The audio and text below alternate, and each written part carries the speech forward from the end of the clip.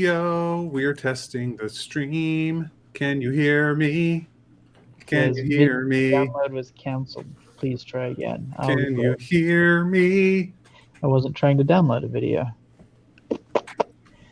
Yeah, right now the stream says the video download was canceled. Please try again. Error number 1000. This is the audio of power. Do you fear me? Do you fear me? Have you guys watched Phineas and Ferb? Maybe. All of it multiple times. Oh yeah. Somebody Give Me a Grade is a great song. Oh my word. Baljeet is possibly my favorite character in the entire show. Okay, we have audio. A piece of work. Okay. The stream still I love says that song. error number 1000.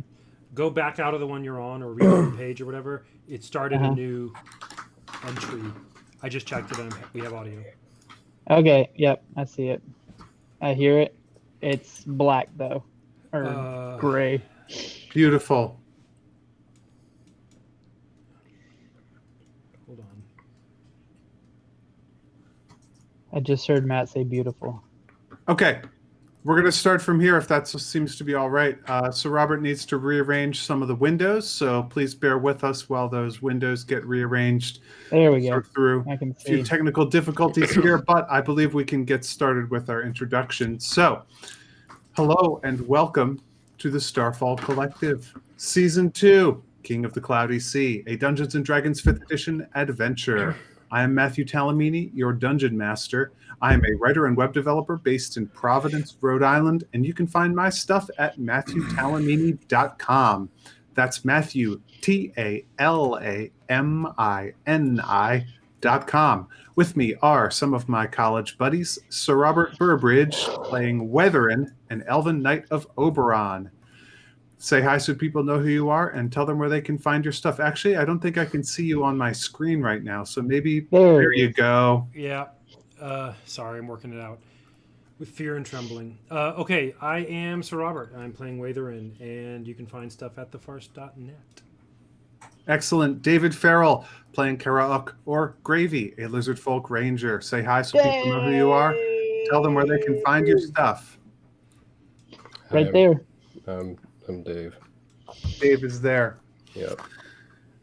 Dwight Canal, playing Fennetir, an Elven Paladin of Oberon. Wait, sorry. An Elven Cleric of Pon. Yeah, who's this Oberon character? Sorry, let me start over. Dwight Canal, playing Fennetir, an Elven Cleric of Pon. Say hi so people know who you are and tell them where they can find your stuff.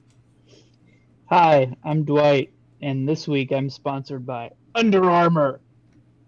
Awesome clothes for gamers.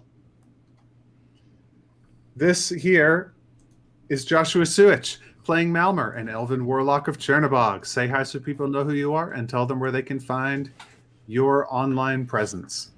Hello, I am Josh. You can find my online presence at the Starfall Collective subreddit, and you can find me on social media using JSUICH. You can find my interview with the Bigfoot Collective, Bigfoot Society podcast, where I talk about Bigfoot and other metaphysical things, if you're interested. Josh, Is Bigfoot metaphysical? Everything's metaphysical, so Robert. Yeah, I'm not sure. and what about physical things? Some people have reported metaphysical abilities, so it falls under that category. I'm willing. Josh, I saw some social media algorithm decided to show me the top 10 Bigfoot related podcasts of 2020, and guess whose name was on that thing? Ooh. What? Mine? Yeah, Nice. yours. Nice. It was like I'm sure it showed it to me because you were on it, but look around for that. It's Top like 10. top 6. He does an excellent job of social media curation and putting content out there. He's really great. Good for you for keeping it up, Josh. Find what you love and let it kill people. Or That's the plan. keep it from killing people. Whatever, it's details. So, our characters are on an island known as Nebulaster's Perch. This is in the far uh, northwestern quadrant of the Cloudy Sea. This is about as far west as a creature that walks or swims could possibly traverse without flying. Nebulaster once had a beautiful laboratory at the top of a tall tower, telescopes, books of magic, ornate windows and domes. All that's ruined now. He's been on a war footing for weeks as dark elves and a massive black dragon have been besieging him. What has become of the other giants with which he surrounded himself, you do not know. Hopefully they made their escape. The giant is very powerful, controlling the weather, but it seems that his magic for doing that for the day has run out. You can see the effects of his incredibly powerful spells all around you. Trees uprooted, deep trenches of ice, places where vast temperature differentials have split the island itself. Water that has been frozen and unfrozen so many times, it's just a wreck. There are weird shaped spits of ice everywhere. There's mud, all sorts of trash. The landscape is as though 10 hurricanes had just hit it, and a couple glacier splinters as well. It is no surprise, given this control of the weather, that he has been able to hold his own for so long against the forces arrayed against him. But now, standing by his side, the gleaming obsidian scales of the huge dragon calling herself Mom. A large black dragon and the mother of the brood of black dragons who you have encountered at various points along this adventure, whether up close or from afar. You have bribed this clan of black dragons into joining your side. And in exchange for that, really a king's ransom worth of the magical levitation-inducing stone known as Levy, you have gained their help in the battle to come, in which the mom herself has agreed to help you against the dark elves who are here at Nebulaster's Perch, and in exchange for a promise of more levy in the future to help you in the war against the dark elves itself. We join the scene with Nebulaster and Mom on the beach facing east. Across the water row ships. These are skinny keelboats, not well crafted, seeming to have been hastily thrown together, that are making their way across the waves. The dark elves piloting them, pushing chunks of ice out of the way as they approach. Among them are creatures that you have done battle with before, known as barbed devils, that serve as the captains of the dark elves under some situations. And this group approaches. You see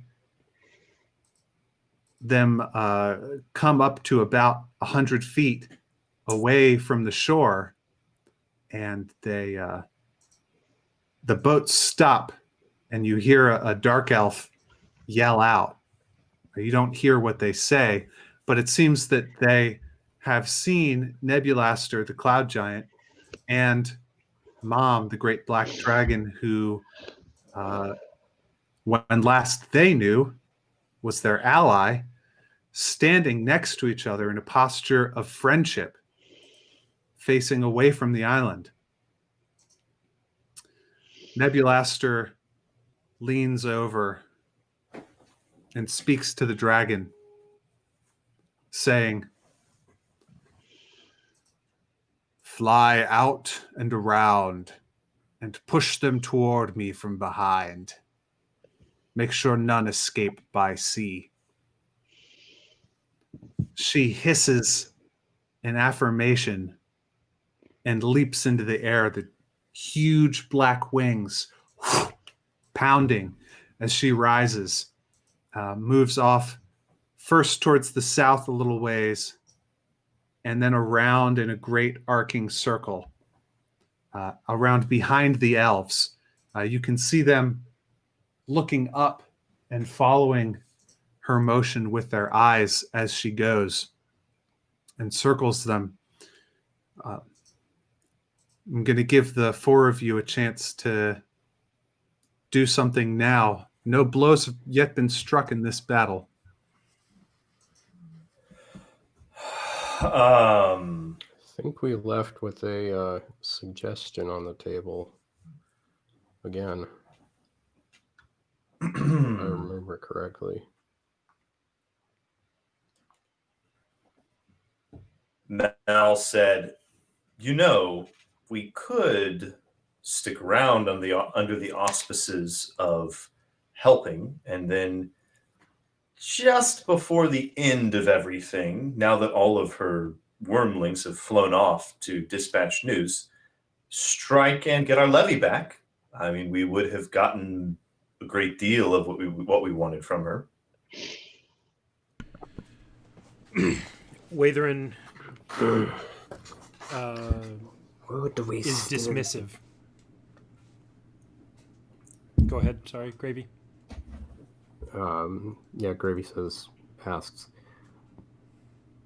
would we still be able to clear the bridge? This would certainly delay us, and of course there's the chance that this... Did you not already send word to them there? Our word is our word. Get the levy gems back some other day in a separate battle if you like, but we're acting on behalf of the Queen now. We've done what we've done. Let's go. This is fair. We represent more than ourselves. Her Majesty's integrity is on the line. You're right. Well, gentlemen, let's away. And Mal hefts his spear. You are going to have to decide how to go. You don't have the very large levy gems that you had before, and much of your equipment is in a boat that you had kept in the inside of the field of the levy. So you can, Karauk in his Quetzalcoatlus farm would be able to carry two of you, but maybe not to carry all of the equipment. Watherin says, leave me here. You go on, and I'll meet you when I can, but I need to help Nebulaster with something here. With this here.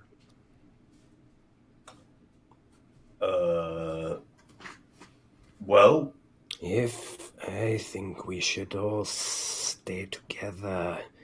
If you stay, then I will stay. Quick DM aside. Fennetir, your sort of legendary item that you have, the Book of Exalted Deeds. It gives you a spell that you can cast while you're in possession of it? Yeah. And can't that spell make you fly? For 10 minutes. Watherin. And how many times can you cast that? Once a day, unless I roll a 6 on a d6. Fair enough. So that flying is not going to be enough to travel. Yeah, but Watherin can meet them. This is since we're doing an out of character aside. He can, as long as nobody's watching, fly indefinitely. You know, I can be Yellow Eyes for a while.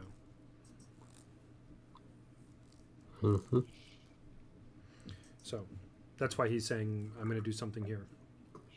So you the four of you can travel just as you did before, except that you had kept a boat full of equipment, and I'm saying that without the levy, you're just not going to be able to carry as much weight. Well, my So- weight is negated by the levy that I have. Right, you do have enough levy to negate your own weight.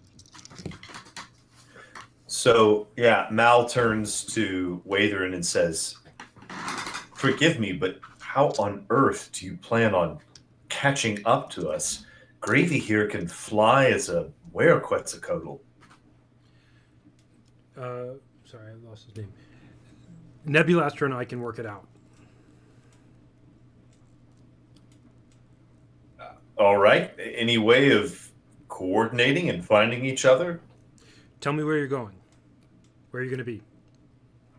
Well, presumably we're going to the same place that we went to last time that was a short 10 minutes away from the aperture of Karen's lair into the spider abyss, into the underworld. Okay, and that's, if I remember, about a day away. So I'll meet you there in a day plus 6 hours. I do not think we should separate. If you mean to stay and fight alongside the giant, then let us all stay and fight. I don't mean to fight. We have private matters to discuss. Speaking of which, the giant is even now waded out into the water, and you can see the enormous club swinging down, catching a dark elf, sending it flying through the air, a crumpled mess, coming back the other way on the front swing, hitting another one, smashing it into the ocean, putting huge holes in the boat. While the other dark elves' boats are starting to turn and flee, you can see over your shoulder a plume of acid come out of Mom's mouth and just fry some of these dark elves. Half of a boat full of them are just melted. Continue your discussion. I have a private matter to discuss with Nebulaster that's of the utmost importance for the Queen, and we need to be getting you all quickly over there to get ready. I'll meet you there as soon as I can, and it's the best opportunity here. I don't need help for what I'm doing. If you insist, I still think that tactically it makes precious little sense to not wait for you to have the conversation with Nebulaster and then we'll all leave together, but let's go. So, And he quick, kind out of of turns. character, you can take more stuff, right, without me? My body weight worth of stuff? Is it? Maybe I'm misunderstanding what's happening. What? If we take more stuff, then he'll become encumbered. The only reason why we can do it without you, okay, is because Finnetir's weight is negated by his own levy, and Gravy can handle one person. Right. So, Well, two if Finnetir's negated. So I guess Put him on- Finnetir could hug Put him some on stuff. Put him to on a himself. tether. As long as the stuff, whatever fits inside of Finnetir's levy field. But I can't get the boat. without me flying, how could we possibly all get there? We couldn't. Right. That's why I'm having you go. Okay, great. Oh yeah, Josh knows that. Mal is confused. I know that too. Okay, Mal great. is confused. I and wanted to make frustrated. sure. I wanted to make sure that I understood that I wasn't misunderstanding the actual dynamic we were trying to work around. Great. Sure. I'm totally cool for Okay. the in-character confusion. Should we roll to resolve this? This is an inter-character conflict that doesn't seem to be resolved at the moment. Shall we roll for it? I don't know which. Persuasion versus a straight charisma check. Or Well, wisdom? I mean, Mal is convinced. He doesn't understand, so he's just confused and a little hurt. I will roll my persuasion. But I can do that. I got a 19. Mal got way lower than that, so he is convinced, I suppose. For everybody, for all our listeners who hang on every flick of my wrist, I don't have my dice here because I moved my office, so I'm using the D&D Beyond.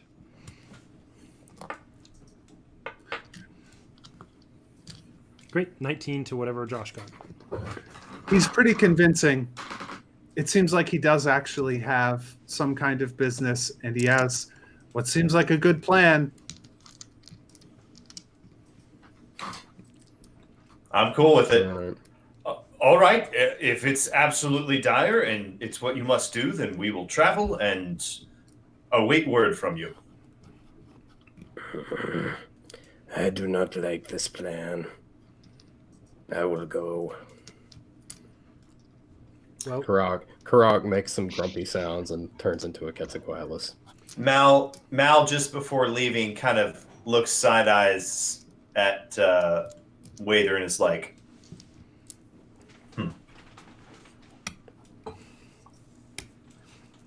and Watherin busies himself with rustling through books and things.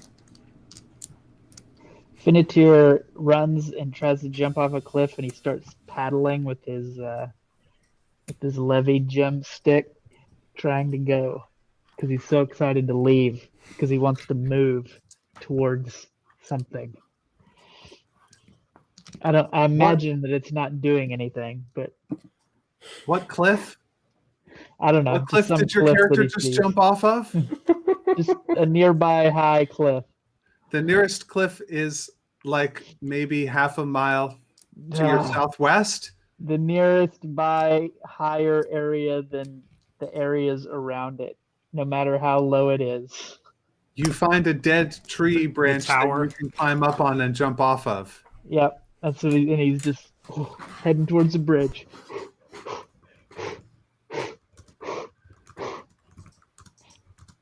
Paddling like a canoe.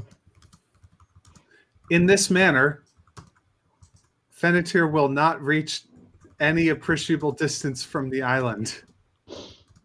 He's still doing it, waiting to get picked up. Yeah, we'll get stuff together to go. Okay, so Finitier and Malmer are going to ride on Karaok as a Quetzalcoatlus. Finitier will scrunch himself up as much as he could into a ball. Anything that you had in your inventory, because I let you put it in the boat, you don't have anymore. So like big, huge stuff, like whatever it was you put in there, is left behind, and you speed off through the cloudy sea. Go ahead and make me a survival check. Oh, I use the help action to give advantage to ooh. Kara. 20. Nice. I got the maximum I can possibly get. 26 with a natural 20. Got 19. You don't just survive, you thrive. You thrive.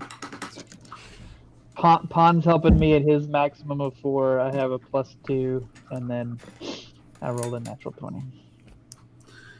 Yep. So night begins to fall as you are making your way over the cloudy sea towards Sorry, real quickly. the spider hole. After they take off and I can't see them anymore, and my recollection is that Gravy needed a longer rest than I did last time we went. Yeah. But when I can't see them anymore, basically I just take off after them. Okay. The battle has not yet quite ended, but it does seem as though maybe 2/3 of the Dark Elves have been slain, and there's a knot of devils who are standing back to back, trying to defend themselves with spikes and long spiky tails and fireballs and things from this assaulting dragon in the club of the Cloud Giant. But it does seem as though the battle is not going well for your enemies as you fly off. When the four of you, let me put it this way, the area that you're seeking is actually easier to find at night, because the sun from below lights up the clouds this eerie green, and the extra density of the forest caused by the many spider webs in that particular grove of levitating trees means that it's significantly darker than the green glow of the trees around it. So in most of the Ragged Edge, as you fly over, you see the bright sun shining up from below, blue sky underneath of you between these glowing green clouds, the stars above you. And you come finally to about the location where you had where Weatherin had directed you to last time, because he's the one who actually had scried out the location of the place itself. And as a Quetzalcoatlus, you are circling above this darker white-gray grove of trees below you, where all the other trees around you are a eerily growing vegetable green.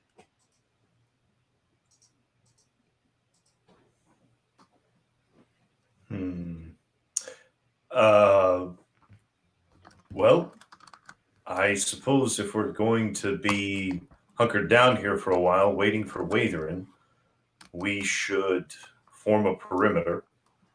Just Karaak, you will obviously be most apt at that. Why don't you take this? And he hands him the Horn of Silent Alarm and says, I suggest you make good on the perimeter. Finnetir and I will do what we can to establish some sort of defensible position here that's obscured.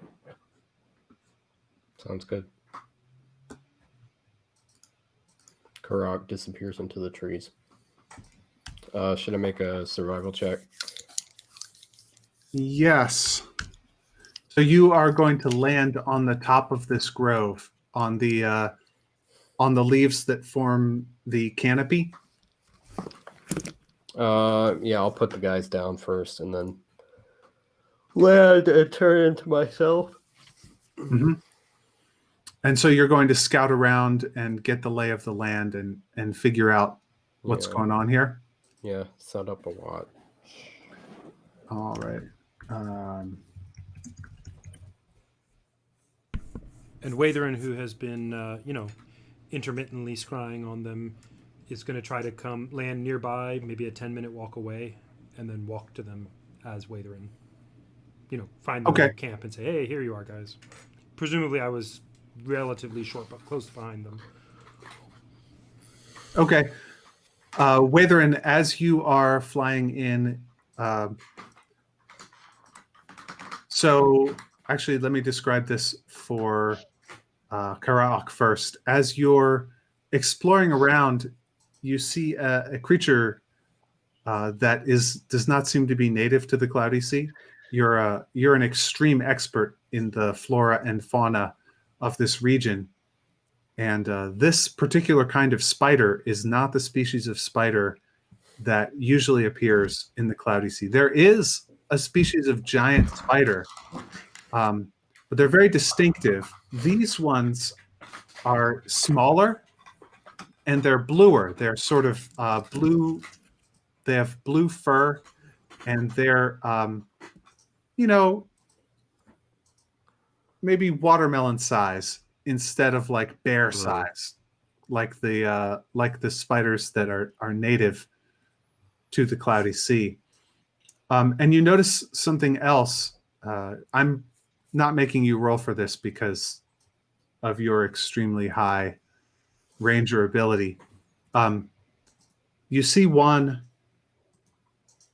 working on building its web. Just one? At the moment, you see just one. Okay. From where you are, and it starts to let itself down on a thread that it has attached to the bottom of one of the canopy leaves, and as it lets itself down, it vanishes. Huh. Watherin, you're scrying on the party, and you're scrying. You're scrying eye. Your spell makes a sort of mystical eye in space that you can look out of. And you happen to have one of these near Karaok as he's scouting, because you want to get the lay of the land as well. And what you see, having true sight, is that the spider has not become invisible. It has entered the Feywild.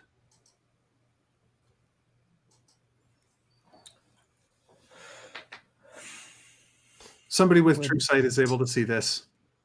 So I think we kind of skipped over this, but when Watherin shows up, Mal turns and looks at him and says, Oh, Watherin hasn't shown up yet. "Oh, He's on his way there. He's like 5 minutes behind you. He's scrying ahead to see what's going on. Okay. So where we are And in the to avoid narrative, you seeing him. Karaok has just seen a spider seemingly disappear into nowhere, and Watherin, because of your true sight and your scrying ability, you know the true story of what the spider did. So I think Karok's probably gonna go investigate this and see if he can find the thing. Imagine that fails. How do you investigate it? Very carefully. With your nose? With my eyes. And my ranger skills. You look and you see a taut spider thread. And that's all. It is like a plumb line vertical, and it stops at a particular point. Karok,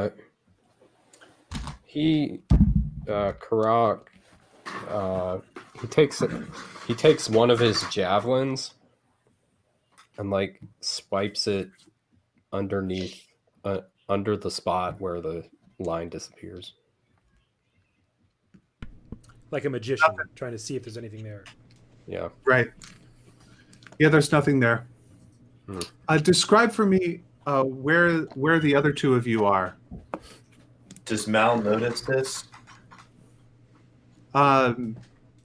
So Karaok is trying to establish a perimeter, so he's Sneaking around in the bush. He's sneaking around the edges of the grove. Have you two landed in the center of the grove, on the edges of the grove, north side of the grove, south side of the grove? Finnetir's climbed the tallest tree he can see, and he's just perceiving passively. He's like got his legs crossed, and he's just taking it all in. Okay. Yeah, I mean, make me a perception check. If it's less than my passive perception, does that probably won't be. Your passive perception is what, 19? 20. Oh, 20. My active perception right there is only 12. I love it that you have a much better understanding of what's going on when you're not trying, Yeah. paying attention, than when you are. Should I make a stealth check? If you want to sneak. Yep. Does Mal notice? Actually, he's probably gonna use pass as part of this. So dupe. Does Mal notice Karaok messing around with the web stuff? How far from them have you gone, Karaok? The grove is maybe. I'm along the. I'm not in the grove. I'm You're on the edges. Yeah, like Okay. where I can get into hiding. The grove is maybe 40 feet diameter in a circle.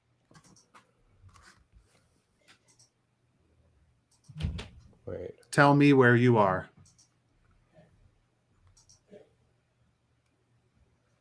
Me? Any of you. Okay. I'm outside the grove. I'm probably in the middle. I'm in the tallest tree at the edge of the grove. Okay. Cool. Mal is going to Um, be the proverbial bait.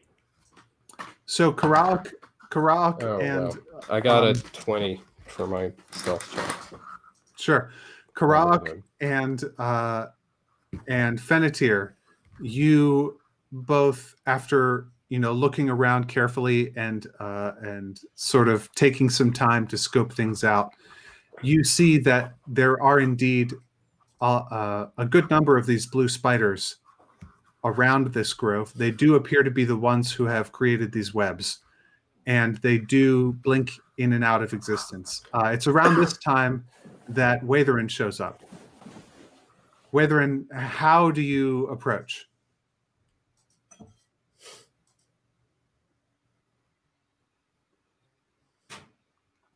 Yeah, that's pretty good.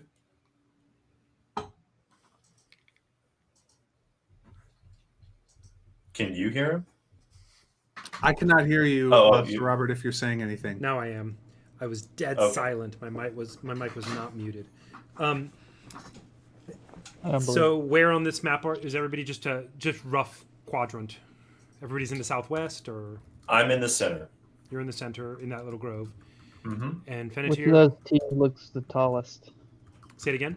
Which of those trees looks the tallest? There's a tall tree around the northeast corner of the grove. Like 2 o'clock? Yeah. That's me. Okay. And where is Gravy? Put me opposite him on the outside the grove. Okay. So here. So I'll probably come from the north up here. Okay. And what form do you take? I have to land, obviously, so I'm gonna, as soon as I alight, I'm gonna switch back to Watherin. And you're going to switch back to Watherin out of view of them. Out of view, yeah. And then you're going to Come proceed into the grove. along the canopy. Yes. So that to make sure that everybody, all of our listeners, understand the nature of this environment. The Cloudy Sea is trees, and these trees have large flat leaves on top, but not on the inner branches, and also on the bottom. So there are these long trunks that go for maybe 20 to 40 feet, and they have these large lily pad-like leaves that form a canopy on top and also on the bottom. And in between those two canopies, the trees have natural intergrowth of their branches, and they also levitate. And on top of and below the canopy, there is a constant flow of this thick white mist, which is the reason it's called the Cloudy Sea. Our characters are currently on top of the canopy. They have not gone beneath it. Sir Robert's character, Watherin, has perceived while scrying that there's something odd about the inside of the canopy, or what's between the two canopies in the middle of the trees in this particular grove. What we've seen right now is that the grove is just completely choked with spider webs built by these large blue spiders. So Watherin's going to approach the region where both Mal and Gravy are, or, approximately where they are. Ostensibly looking for them and knowing about where they are, because it's not a huge grove. Okay. Are you going stealthily? No, not particularly. Okay. I want them to see me once I change. Cool. And it's nighttime, right? It is nighttime, and so there is a eerie green glow coming from the trees all around you. Around you to the northeast and probably the south, there are some big holes in the trees through which the blue sky can be seen shining up from below you. Right. Okay. So I want to go up to them, and if I don't Do I feel like there's any other big spiders besides the one I saw go into the thing? I'm not asking like, do I know it? But I'm like, did I obviously see any? You feel like this is a nest of spiders. There are Okay. probably a lot of them here. Then I'm probably not gonna. Actually, maybe I would light a lantern or something. A light. I don't know. Do spiders? I'm probably not going to. I'm probably going to generally try to avoid the spiders and go towards Mal and Gravy. You find them. There they are. Gravy's outside, and Gravy's on the outside of the thing. Yeah, but y'all are in roughly the same quadrant of the grove. You know, same. Well, he's also he's not in the grove. He's in the edge. in the brush along the edge of the grove, and he's sneaking. Great. So I go and find Mal, I guess. Mal is in the center of the grove, on top of the canopy. Hey, Mal. You find him. There he is. Turns and looks at him and says, "I'm. How did you get here so quickly?" Nebulaster has ancient giant magic. What can I say? There's a lot of amazing things out here in the Cloudy Sea. Why wait 5 minutes? Why not just travel together? I just got here when I was done. I took care of business over there, and I got here pretty quickly. It's too bad we all couldn't have come that way. Mal would like to make a perception check. This was a fake errand, so go ahead and roll deception.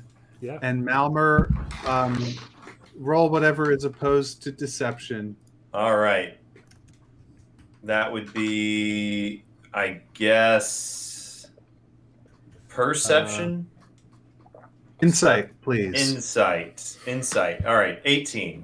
12. He's lying. He didn't have business with Nebulaster. Or at least I didn't. Something about it was lying, right? Does he know something about it is lying? His insight reveals that you are deceiving him. Great. Mal looks at him and says, "To be fair, I have spent some time serving a god whose values and means are utterly distasteful to yours, but I do hope in time that you will see the sincerity of my commitment to Oberon and our God's ways.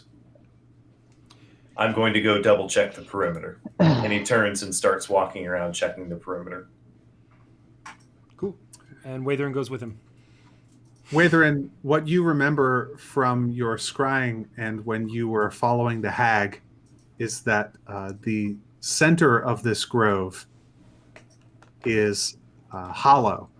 The webs go down and then the trees stop, but the webs continue down. When the hag descended into that hollow space in the center of the grove, that was when she vanished. Okay. From view of your scrying.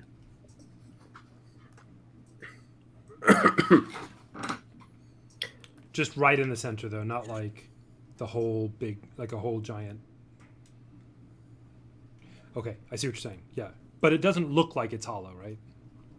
You cannot see the hollowness from outside. Great. Okay, I just wanted to make sure I was picturing that. It's like a cream-filled donut. Okay, right. Deal. Except that no cream, emptiness. Spider webs instead of cream. Okay, I think Watherin is interested in checking out what he can understand about investigating that hollowness, preferably not in an Alice down the rabbit hole way. Okay. Yeah. Make me an Arcana check. Okie dokie. And I guess I know Or a nature check. Either Arcana or nature. Whichever you would like. Okay, let me see. If you're investigating the plants and the animals, then nature if you're investigating the magical properties. I think I'm not assuming that it's specifically magical yet, or I mean, it's obviously something weird, but I want to understand just the nature part of it. I rolled a 17. These spiders are real weird. They are, by now, having taken some time to examine it, you see what the other guys have seen, which is that these spiders go in and out between two realms. And because of your true sight, you're able to tell that one of those realms is the Feywild. Could I? Mal got a 15 Arcana check to inspect the same.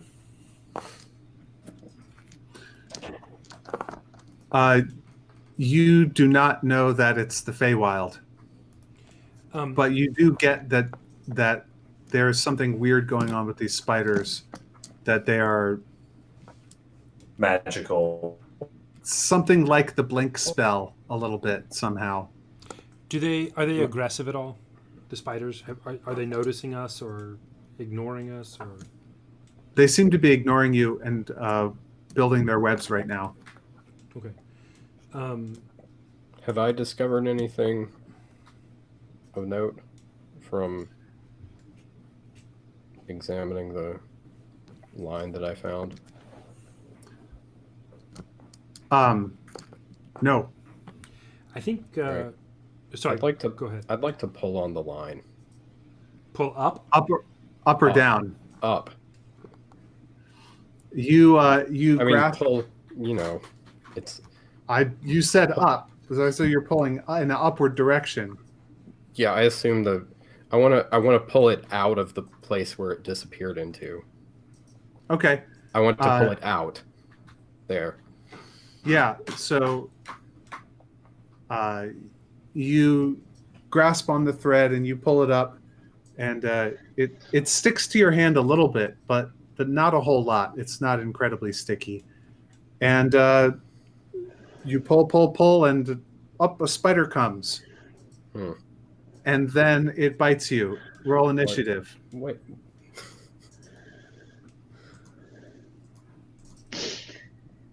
Everybody, or just Dave? The rest of you have not seen this. Dave is very stealthy, and he's been hiding from you. I don't know why. I've got my. Can it break through my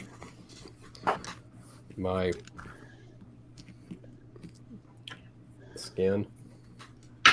What's your AC? What's your AC? I've got the. Remember, I'm immune to physical damage. I do still need to know your AC. 15. It does. Now roll me a Constitution saving throw. Oh dear, that's a 6. 2. I should point out that lizard folk have some kind of advantage or immunity against poisons. And yeah, you should definitely tell me about that. Yeah, so Dave, you might want to look in the top left under the saving throws portion of your character sheet and see if you've got a green A for advantage on a saving throw for con against poisons and it doesn't. I don't have my character sheet doesn't have anything about that. All right. I'm not seeing it in racial traits. Go ahead and take 9 damage of poison type. Poison damage. Okay. You do not take any damage from the piercing damage of the bite itself, due to your lycanthropic nature. However, lycanthropy does not protect you against poison. Okay. Initiative? Yes. Boink. Wow. 7. How big is this thing? Oh, watermelon. Right. It's the size of a largish watermelon. Okay, 7.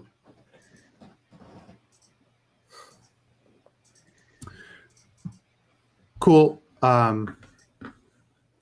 Do you do anything in response to this bite? Is it my turn? It is now your turn, yes. Okay. I will. Can I? What do I have? I think it's Slayer's Prey. I'm gonna mark it with Slayer's Prey, and then I'm gonna kind of like try to spear it with a javelin. Absolutely. Make your attack roll. I want to do this. Spirit. I've got spirit. Yes, I do. Get it? Spirit. I got it. Did Matt get it? You might help him out there, Dwight. I'm not sure. Definitely. I definitely got Did it. you get it? It was How much do you love it? homonym. Shaboom.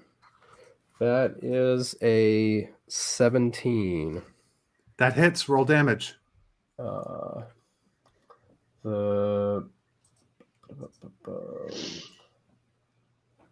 that's plus 1d6.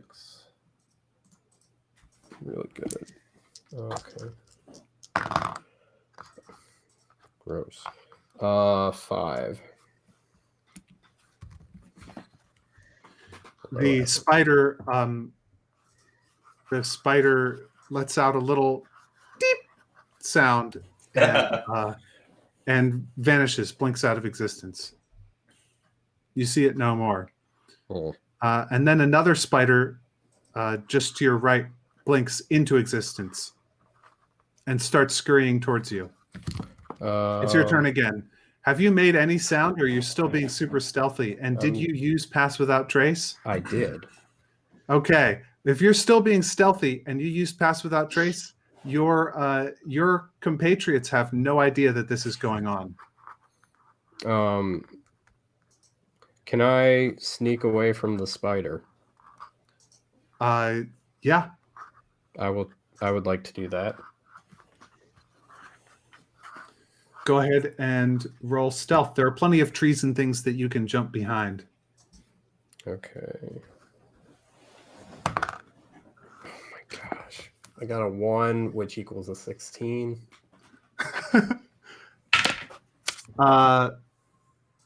Nonetheless, you are able to sneak away from this spider. All right. Yeah, I will. Where are you sneaking towards?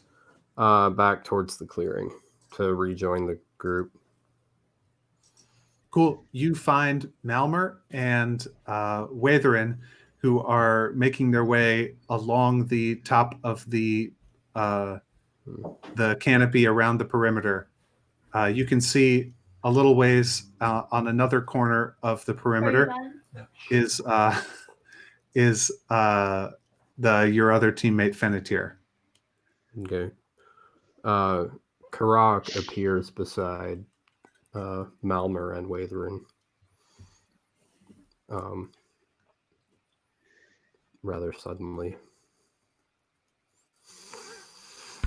Does Watherin have any... How does sneak affect when I'm scrying on myself? Like True Sight or whatever.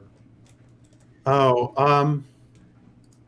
I believe True Sight would let you see people who are sneaking. Okay. Sounds good. Watherin says, "Hi, Gravy." Karak. Yes, We should get Fennetir. There's something strange happening here. there is. I do not think it Fennetir is heard that. safe here. No, it's definitely not safe here, so we should get ready to Spiders be dangerous. Oh, are dangerous. I have an official tweet in front of me from Jeremy Crawford that says the following: True Sight, which is what you have, Sir Robert, when you're scrying, pierces invisibility, illusions, darkness, and false forms. It doesn't pierce total cover or make you hear better. Gravy would have been sneaking behind cover. Okay. Sounds good. So total cover or not total cover? Well, he appeared, so not anymore. I'll Yeah. be right back. Yeah. Gotcha. But he could successfully hide from you if you put your scrying. But If I was scrying on You- like me, yeah, something like that. Yeah. cool. Scrying on meat. On myself. Oh, So we basically, so is that guy just like listening to our stream? who? Jeremy Crawford. Yes. No. He said it was an disagree. official tweet. I looked it up. I have, unlike Matt, I have no direct evidence that he is not listening to our stream, so I will assume he is. I'm pretty sure That's his fair. username is let's Seems do this reasonable. _music. Pretty sure. So, Watherin says, "Hey, Fennetir, are you around? You should come here." Yeah, why are you yelling right into my very sensitive ears? Oh, I didn't know how sensitive they were. Fennetir comes over from like 20 feet away. Cool. He jumps off of his tree and slides down the levee pole that he has created in his mind. Great. Sounds good. Okay, guys. Here's what's happening. Spiders? There are spiders. There They are are spiders. small, but they can bite. Yep. They are big, small spiders, and they can bite. And what's more, they are able to spin webs, strands of silk, by which they descend into the Feywild, into some can. other realm. And They can be pulled out, though. They can, and also we can go in after them. It's where the hag went. So, Yellow Eyes told me where the hag went when y'all were investigating here before.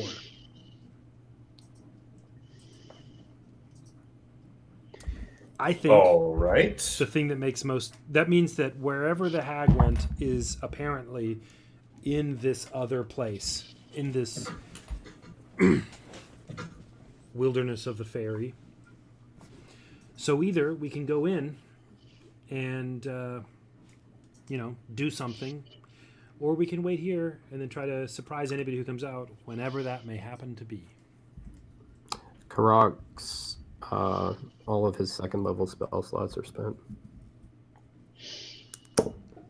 But maybe the best thing to do, that being the case, Karok, is to get nearby and rest up and make sure we're all in good shape to mingle. It was a long flight here Indeed. for some of us. Yep. I'll watch your back, man.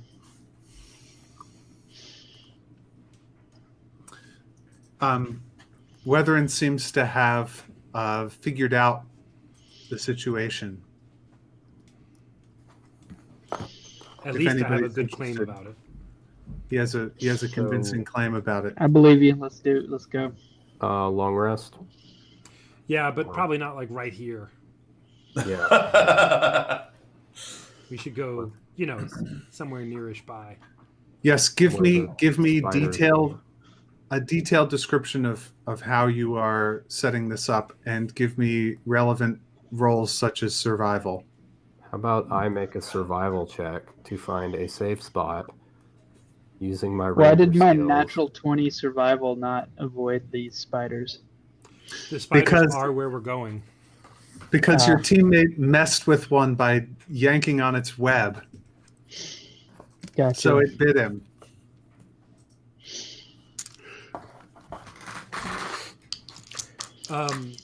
Yeah, I think Alright. we should go to some, 10, 15 minute flight away, and we're going to probably need Karak to ferry us there. Scout.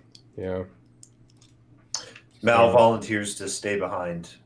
He's fresh and can hold off whatever for 10 minutes. Pon helped me to get an 18 in survival. I get. What if we go over there?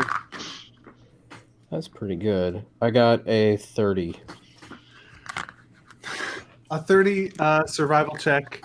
you Built a No, small not to civilization. pull on spider tails. Identify 3 new species in the process.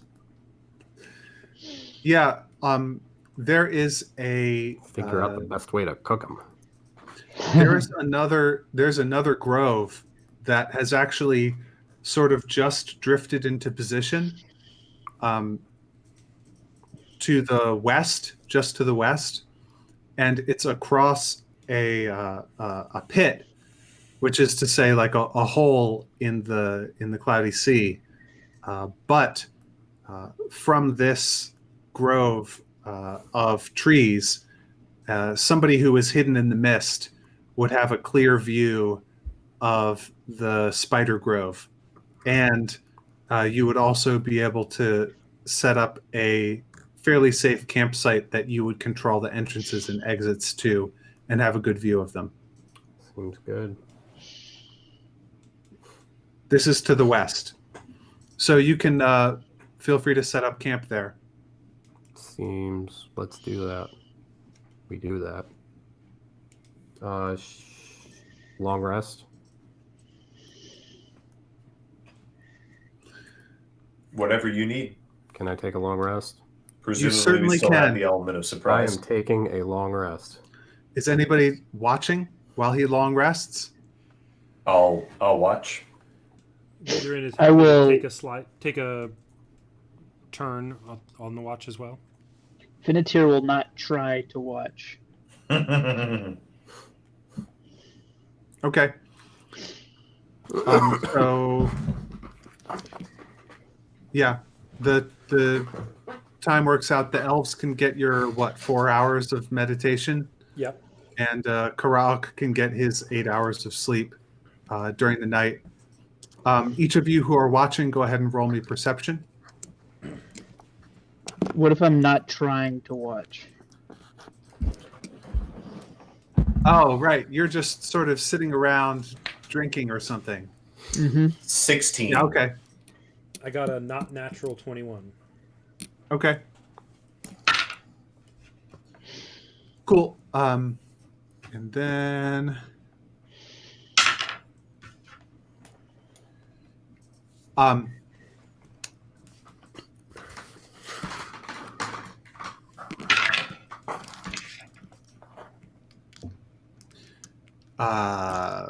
you notice something, Fenitier. Uh-huh. What's that? There is a single dark elf who pokes his head up above the edge of the. It's almost dawn. It's actually like the darkest part of the night when the sun is actually obscured by the planet for just an hour or so this far out, and but when you're not paying attention, you're so perceptive. you're able to see this just the silhouette against the stars of somebody's head. Pop, pokes out. Seems like it's probably a dark elf. Then the head pops down again. Bip. Hey guys, we're being watched. Being watched by Actually- who? From where? Actually, I'll sneak over there, see if I can see what's going on. Roll me up that stealth. Meaning you're 17. sneaking away from your Yeah, companions? 21 with Pawn's help.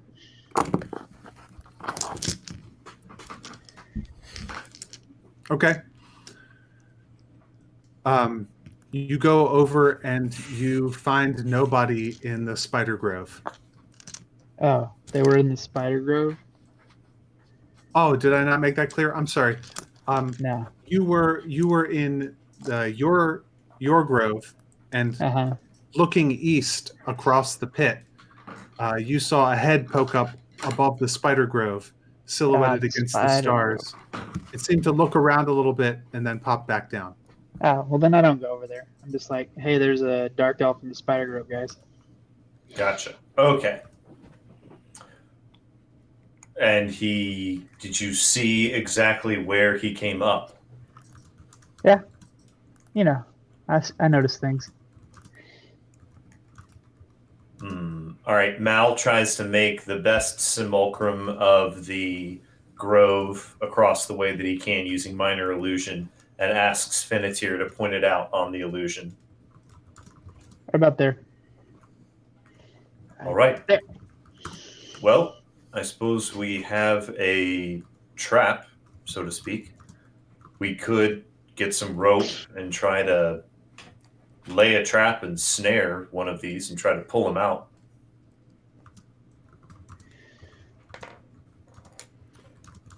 We've only seen one, or we've only noticed one for the entire night, right? Yeah. Yes. It's Did almost. he look like he was volunteer. sticking his head out of the Fey Wild or whatever? I don't know what that is. Out of the Feywild or out of the canopy? If Yeah, if somebody came out of the Feywild portal in the center of the canopy, that would not be visible to you. There's too many trees and stuff in the way. What you saw was somebody poking their head up out of the mist above the canopy. Gotcha. I think I'll try to scry on the dark elf. Okay. Which I have to just bring up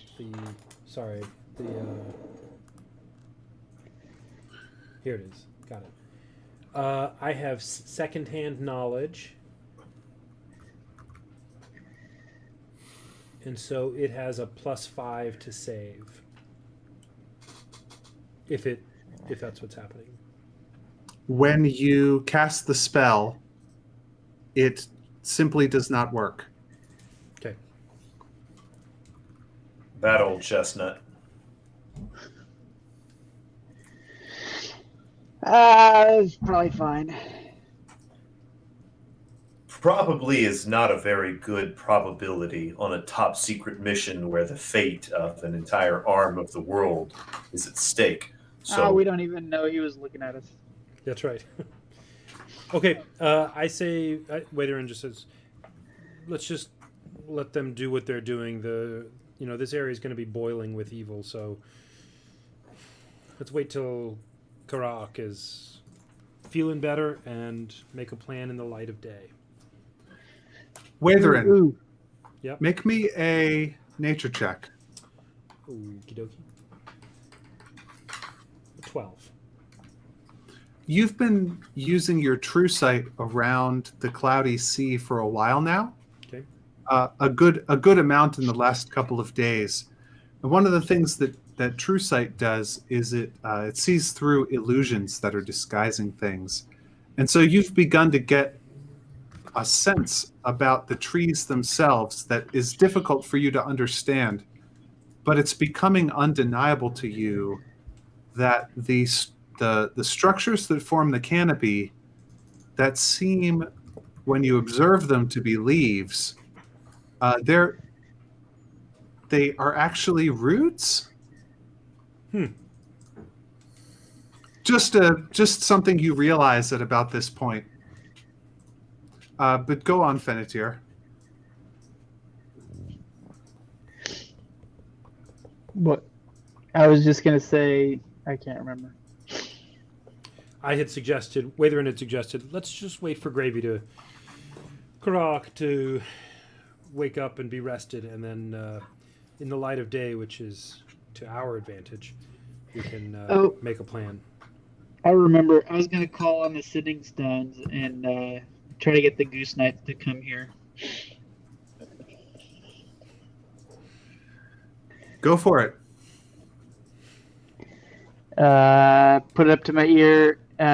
Where are we in relation to the bridge? What bridge? The bridge. I thought we were going to the bridge. You're We're near the confusing me bridge? with this.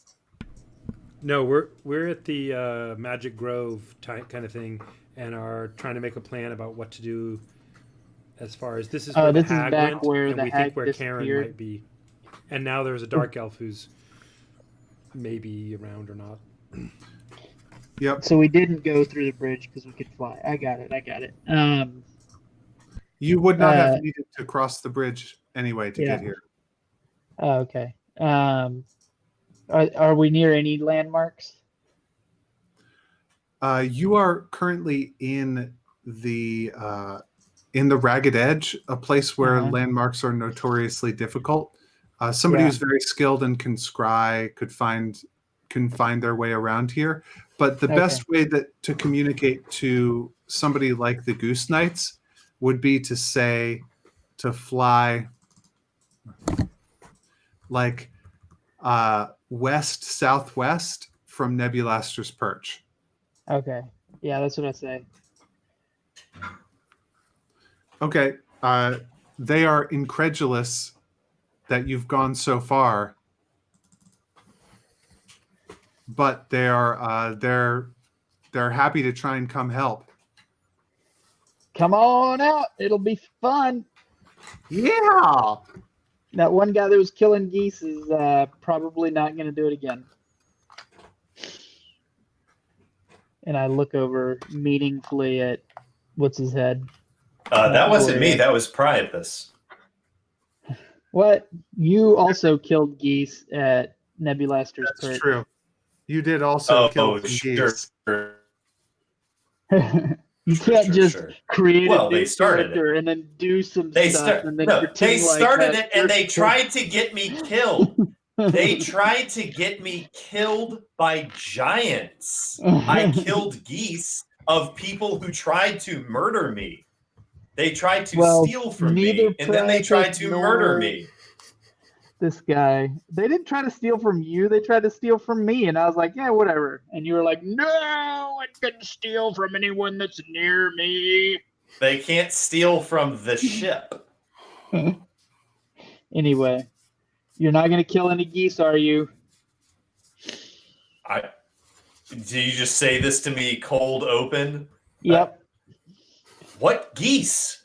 What geese would I kill, Finneteer?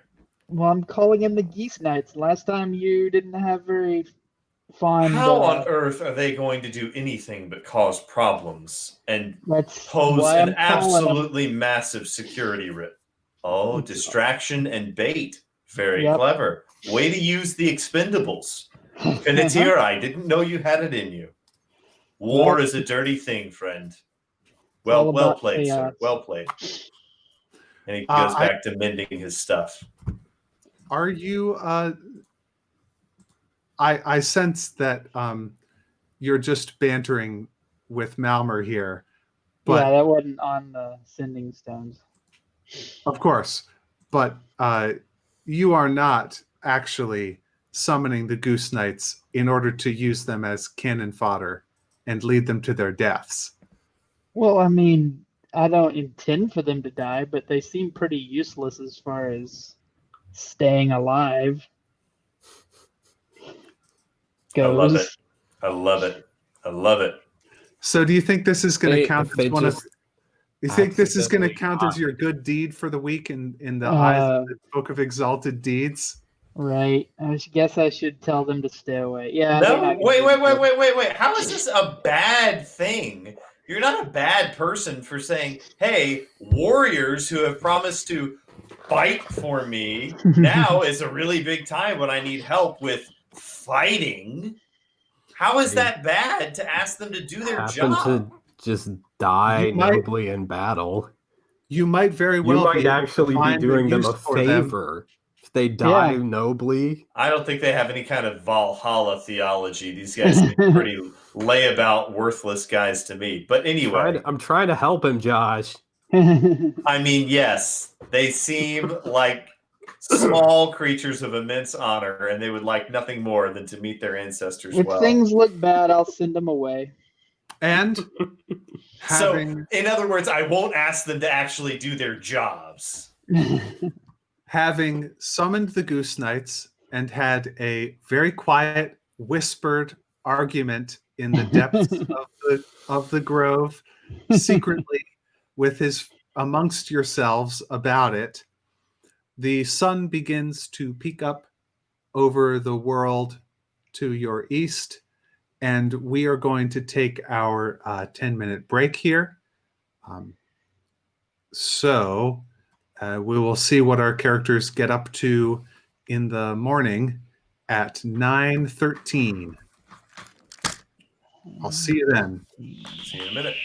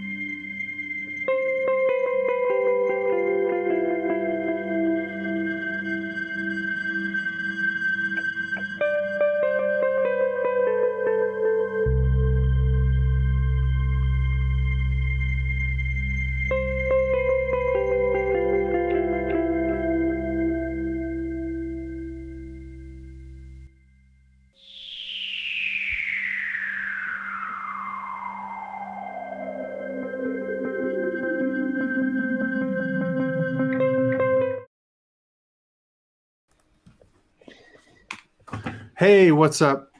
How you doing? Welcome back. We're back from break. Our characters are waking up, breaking camp, making their morning stuff that they do. If any of them need to decide what spells their characters are going to know today, now's a good time. It's time to, do your studying up and picking those spell lists if that's the kind of thing your class does. Across a something like 20-foot pit, which now below you is the dark of the stars, with a slight pink tinge in the east, as a bright peach dawn rises also in the east above the slim horizon of the world that you can barely see. Across that gap in the spider grove, you see a white, dense bunch of trees under the sun. It is morning.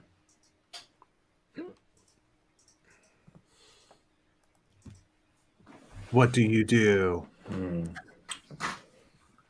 So we know that we need to enter into a portal or an aperture.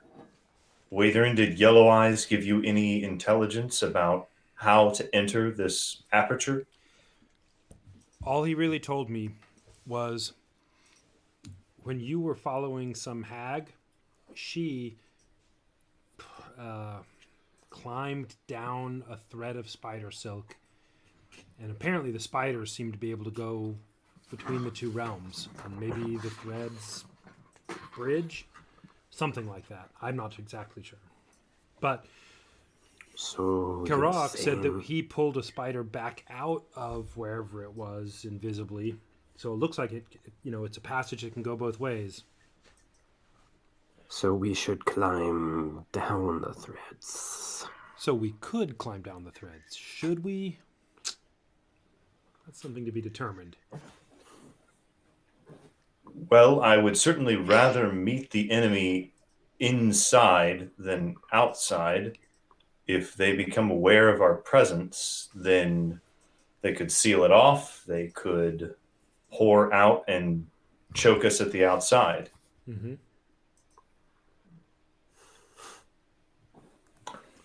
I'm game to go in. It seems like that's where the enemy's heart is, and if we are going to win there, that's where if we're going to win, that's where it's going to be in an ultimate sense, and if not, then that's still where it's going to be. Well, let us inspect the area and see if we can quickly find a way in. And I guess I would like to look for strong enough seeming spider silk. There is such a mass of twisted up, bunched together spider material as you climb down Into the down from one layer of canopy to the root to the other layer. Yes, down through the canopy. That you think that you would not have trouble climbing down into the space beneath. There are plenty of places to grab onto the spider thread. So, guys, we do have another option too, which is we could just cut all the threads. Just do a lot of damage here, burn everything up. That probably wouldn't permanently seal anything, but it could delay. Unless they have some very good way of reopening it. I don't know. I feel like, honestly, I'm up to see what's on the other side. This is a once-in-a-lifetime chance. Well, we came here to kill the lady. If we do not kill her, or find some way to permanently seal her and banish her from this realm, we will only delay the inevitable. Now we should strike while we have the element of surprise. I agree. He turns to look at Karak and Finnetir. I would still prefer to do this with an army at our backs. An army would slow us down, give away the element of surprise. You know what I want to do? Talk about it some more.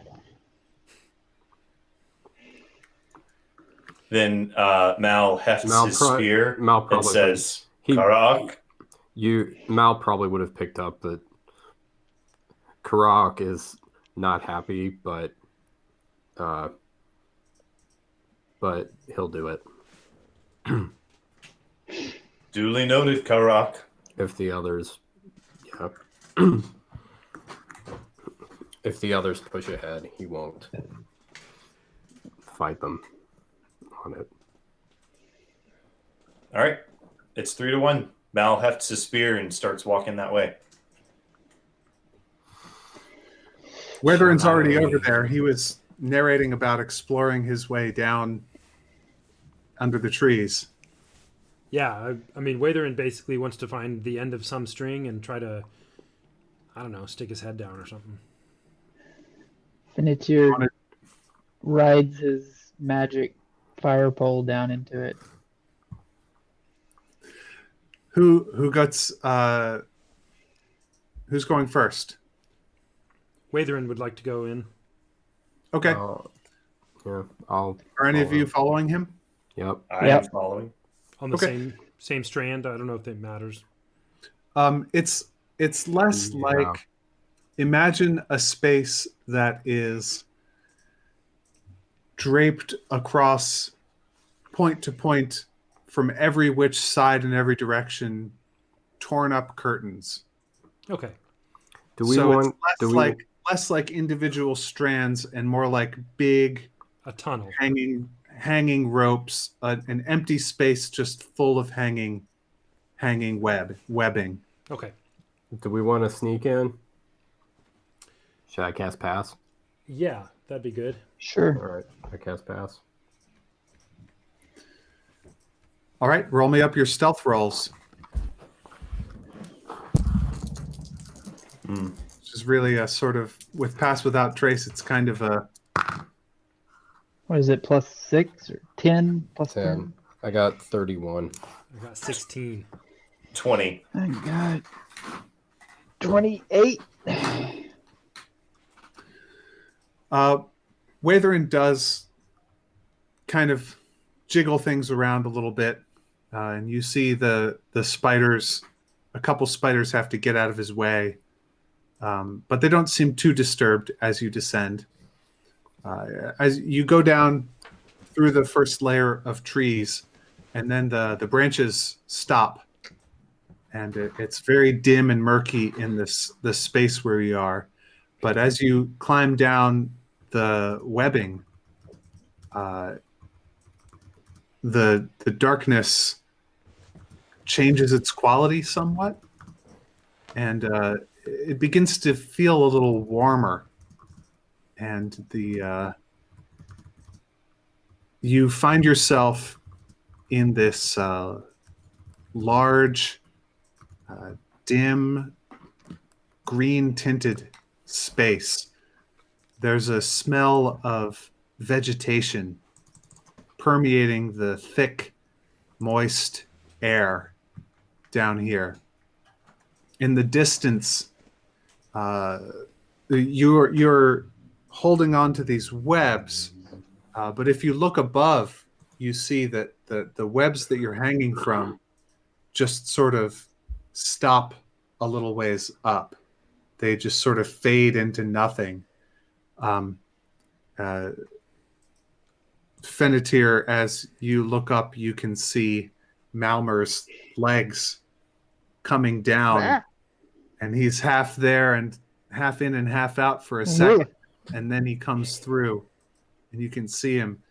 The web continues down in a sort of a thick ladder and attaches itself below you to a series of stretched out vines. These vines, in turn, are connected to a long, narrow piece of ground. And as you descend, you get a better picture of the space around you. There's a narrow, not a platform, but maybe a peak or a rim of landscape, but that it's sort of brown, and coming off of it in dozens and hundreds are these long green stiff branches or vines. They're not woody like branches. They're very if you grab onto one, it's very sturdy, but it's very pliable, very ropey, and pale green. And each one of them goes up, and then it ends in a flat sort of lily pad like leaf or structure of some kind that's just sort of in the air. A lot of them are at about your level as you descend. And these spider webs are where you are. The spider webs are all tangled up with them, and they've been sort of incorporated into the structure of this this spider ladder. When you reach the ground, the texture is not dirt or earth. It is it's woody and kind of slick, like wet bark. In the distance, all around you, you can see, but you can't seem to see very far. It's very misty. But off a ways, somehow you see. You don't know if they're clouds. They're not the right color for clouds, but these kind of enormous shapes that are sort of blurry are tilting and moving slowly past in the distance, both under and above you, as though there's no horizon at all here. Just these moving, dim shapes. And the only solid ground you can see is this narrow sort of wooden thing that you come down and you're standing on when you get to the bottom of the ladder. Other feet have been here before you. It's not hard to see. There's a path where the lily pad vines, which otherwise thickly cluster all above and every which direction going up, on this, it's like an enormous branch of some kind. They've been trampled in a path that leads along. You don't have much of a sense of direction here, but if the way that you went down is still valid, then this ridge that you're on, it continues somewhat to the northwest. But if you look over that way, it seems to get thinner, and it branches off into different other branches.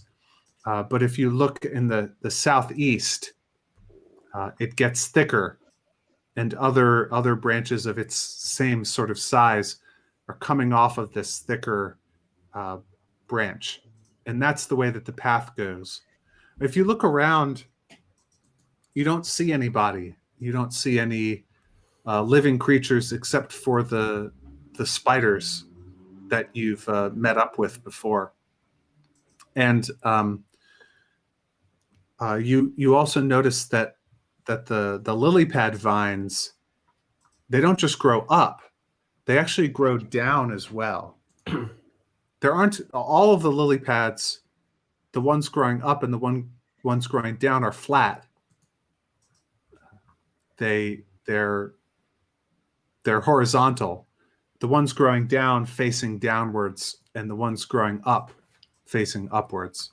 You could, rest a coffee cup on one of these things, and it would stay there fairly sturdily. Who here has Fey ancestry on their character sheet?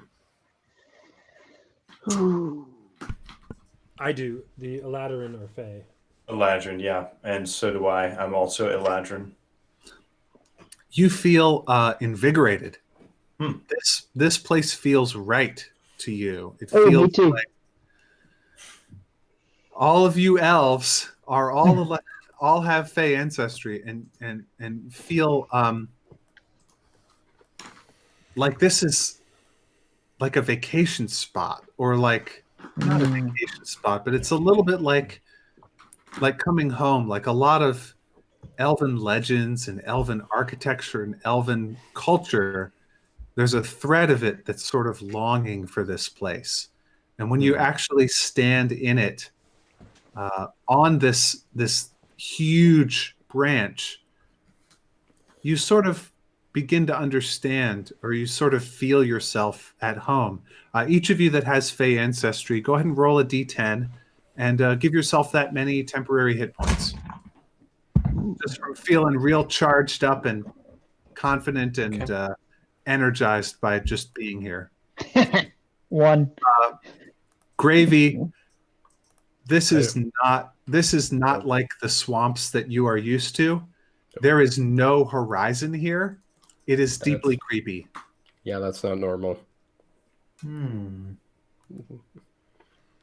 Gravy I does also not. rolled a 1. Does anyone else know how to add temporary hit points on here? You just It has that little Click temp the thing. Click temp, that. click right below temp, and then it brings up a little. Huh. That doesn't do anything when I click it, but keep going. I would be happy for you to write it down wherever you want. Yeah, I'll do that. True. All right. So before we do anything else, and discreetly, Watherin wants to just cut something from the little fauna around here, with the intent of sticking it in my. Sorry, not fauna, flora. Okay. With the intent of sticking it in my coat for easy scrying later, like some pocket or something, so that I know I'm getting the right spot. And also, tell me what you're going to do. What particular object you're going to interact with? The ropey stuff. The spider web? Yeah. Okay. Like the bottom of it or something that's part of the tunnel. I want to try to make sure I have a sense of where the tunnel is. Oh. So there are spider webs, there are lily pad vines, and there is the huge branch itself that you are standing on. Okay.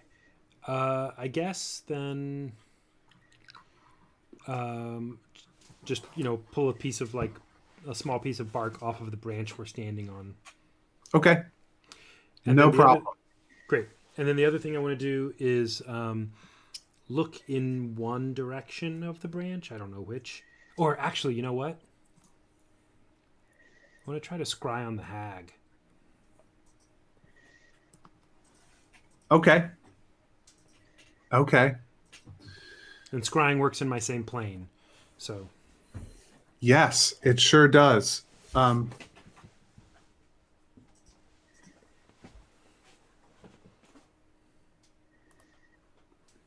Yeah.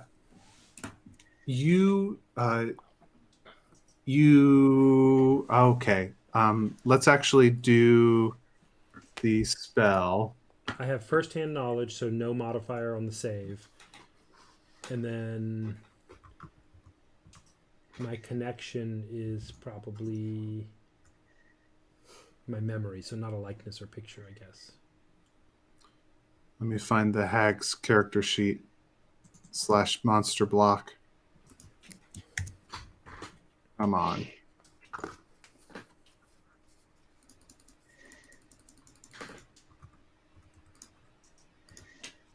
And this says a wisdom 17 save.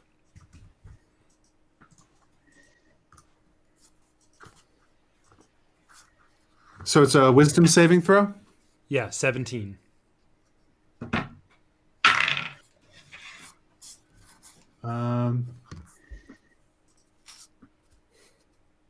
Just a straight wisdom saving throw. Hey, for my Cool. information, what does it mean when it says attack save wisdom 17 on the spell for me? How do I interpret that? I have the text of the spell here somewhere. You can see and hear a particular creature you choose in the same plane of existence as you. The target must make a wisdom saving throw, which is modified by how well you know the target and the sort of physical connection you have to it. They can fail on purpose, on a failed save. Yeah, so what are you asking about? On my D&D Beyond, when I click scrying, at the top it says like casting time, range. But Okay, it says, yeah.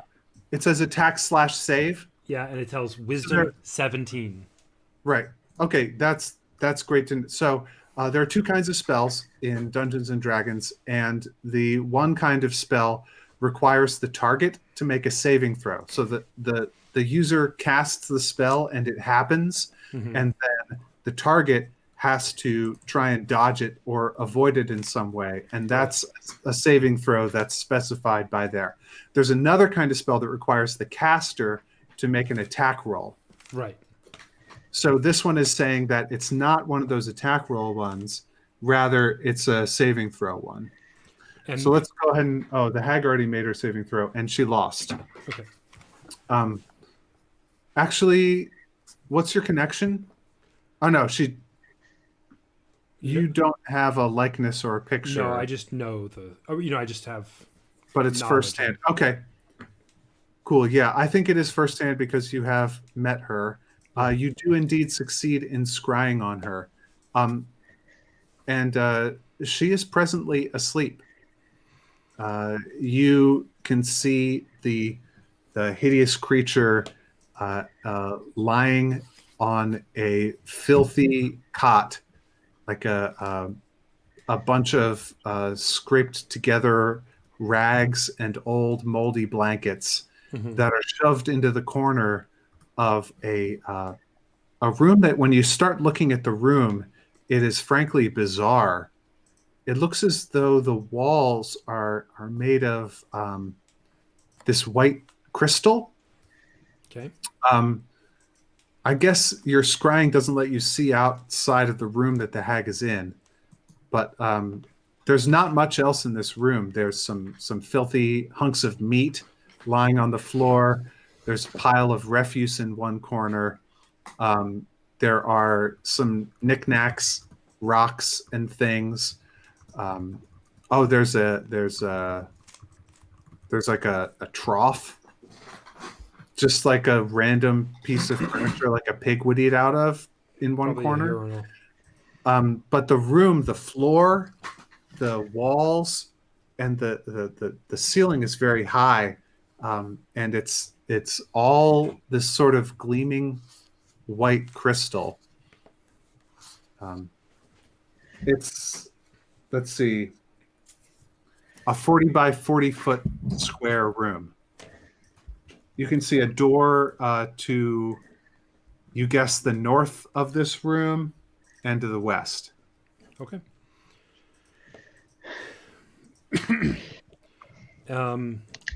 Great. And then I guess that's not like super helpful, so I'm not going to say anything about it. But I'm ready to move down some direction. I say, hey guys, let's pick a direction down this branch. It doesn't look like we have any information to tell which way is which, but shall we begin keeping track of the progress through the tunnel so that we have some prayer of getting out? And he looks over at Kara Ak. Can I don't know, I imagine I would have some ranger technique for keeping track of where we've been. carving notches in the branch, counting Yeah. paces. Yeah. Memorizing things with my powerful ranger brain. Suing naps Yeah. with your best friend Sting.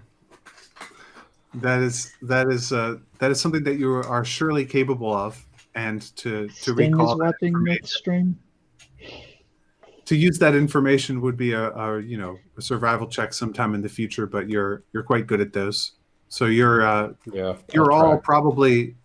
probably on guard, looking out, trying to keep track of where you are. Yep. But basically, you've only got this one path. You could, if you wanted to, some of you can fly. You are not in a tunnel, actually. You are on a very thick branch-like thing. There doesn't seem to be a real floor. I call it a ridge, but really there's not a mountain that it's on top of. It is really like an enormous branch.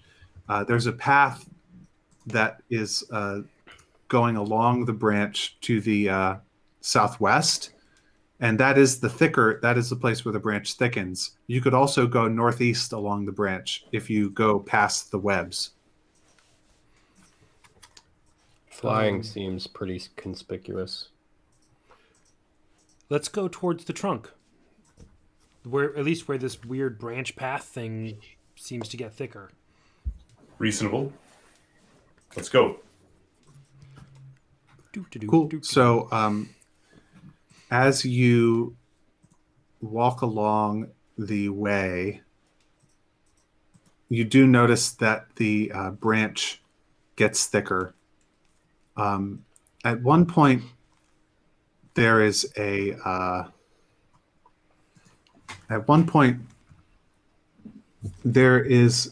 like a stream of water, but it's very small and contained, and it's just coming from above, just like landing on the branch and sort of falling off of it just from above. It's weird. You can't see where it's coming from. You can't see where it's going. Is it blocking our way? Give me 1 minute.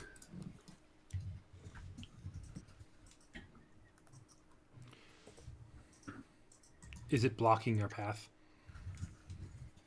No. Okay. And indeed, you could walk through it if you wanted to. It's not a torrential torrent. Quick question: it's 9:51. Do we stop at 10? Is that when we stop? Yeah, Do we usually. stop at Usually. 11? Okay. Yeah.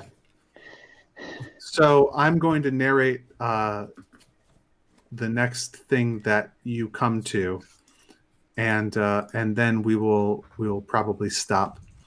But as you go along, you walk sort of what seems like a short way, but it's sort of disorienting. You can't really see the sun here, and you can't really see very far, but it's not like there's particular clouds of mist in your way. It's more like just distance is weird somehow. And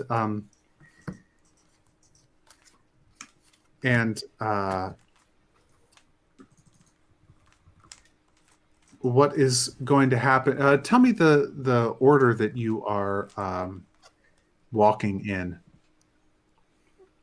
I imagine I'd go first. I guess. Unless somebody else wants to. Watherin is wearing a lot of armor and is well protected and is happy to go anywhere in the order, but is happy to go first or second or whatever. I'll go first. Yeah, and Mal is going to take up the rear. Seems good. All right, let's put Fennetir between Karak and Wathern. So it's Watherin, Fennetir, Karak, and Malmer. Or what about put both the squishy mages in the middle? I'm sorry. Did you just say squishy mage? No. What's your AC? Oh, actually, I'm not wearing a shield anymore, so I'm down to 16. So anyway, that's fine. I'll be in the middle with... I'm not wearing anything. Now, you are wearing a nice teal loincloth, so... Yeah. That's all I need. So Do you want to put you two guys in the middle, or sure, why don't Like it doesn't matter to me, but why don't we go Watherin, Mal, Fennetir, Karak. Sure. And Karak is in the back keeping track of how to get back where we've been. yeah? Sounds good. Awesome. That's beautiful. Fennetir, Just like failure. That's me. the others are Sorry. busy looking around, trying to Fennetir figure is out where you are. not looking around. You are just your normal, passive, just sort of grokking the essential gestalt of the place around you, being one Got his with the hands like- multiverse. Moo.